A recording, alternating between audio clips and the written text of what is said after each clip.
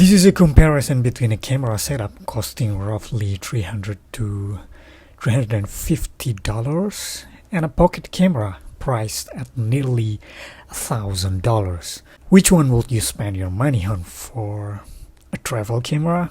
Da, da, da, da.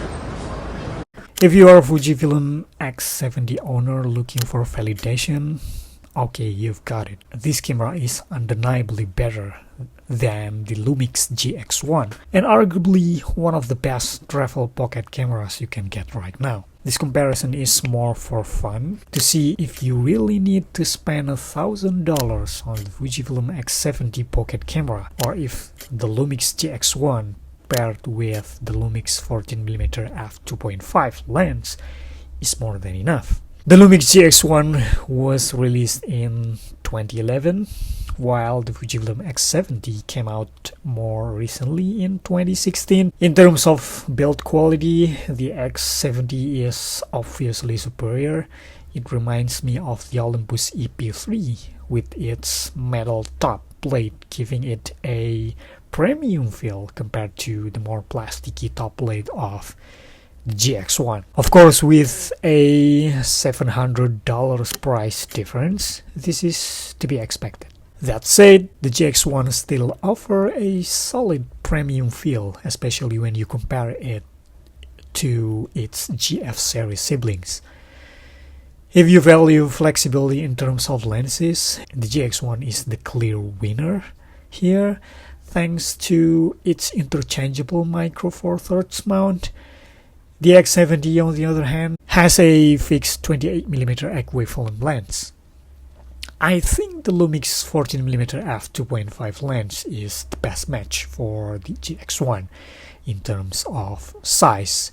Tiny and lightweight at only 55 grams. You could also pair it with its big brother like Lumix 20mm f1.7, which has an excellent reputation, or opt for the cheaper Olympus 17mm f2.8.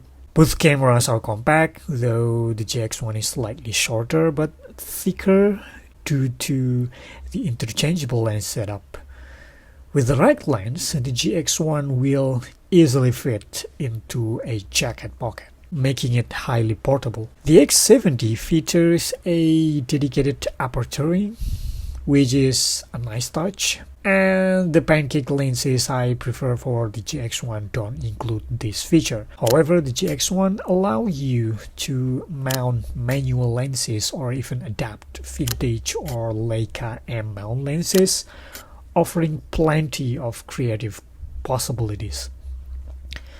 Both cameras include a built-in flash, but the GX1's flash is more versatile since it tilts, allowing you to reduce the intensity of direct lighting.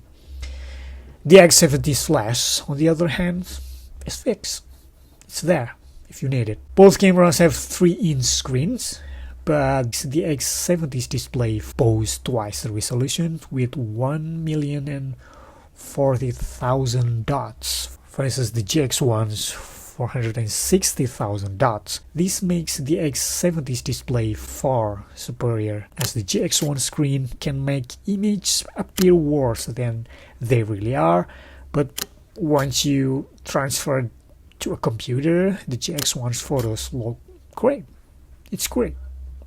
In terms of speed, the GX1 shots at 4 frames per second, while the x70 can handle up to 8 frames per second. I think most users rarely use burst mode in everyday photography. Both cameras feature 16 megapixel sensors, but the x70's APS-C sensor is significantly larger than the GX1 micro four thirds sensor.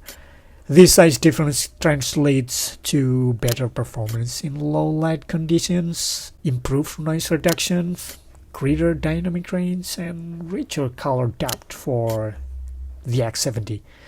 The APS-C sensors also provides a shallower depth of field, making it easier to achieve a bokeh effect, great for portraits, However, you should ask yourself if you truly need this difference, especially considering the $700 price gap. Ultimately, both cameras are capable of producing excellent results. Does the X70's superior build quality, image quality, and features justify the extra $700? I think that's for you to decide. If you are concerned about Fujifilm's film simulation modes, you can still achieve custom film looks on the GX1 by tweaking its settings. I've even created some myself. Check out my channel if you are interested. For those on a budget, the GX1 is a great alternative. You don't need to feel regretful about not owning the X70 or its equivalent. The GX1 paired with the right lens is more than capable of delivering outstanding results. I deliberately choose not to put the samples from both cameras side by side, simply to appreciate each camera on its own. After all, when we take photos, we don't usually compare them side by side with results from other cameras. I think that's it. Until next time, keep snapping and stick to your budget.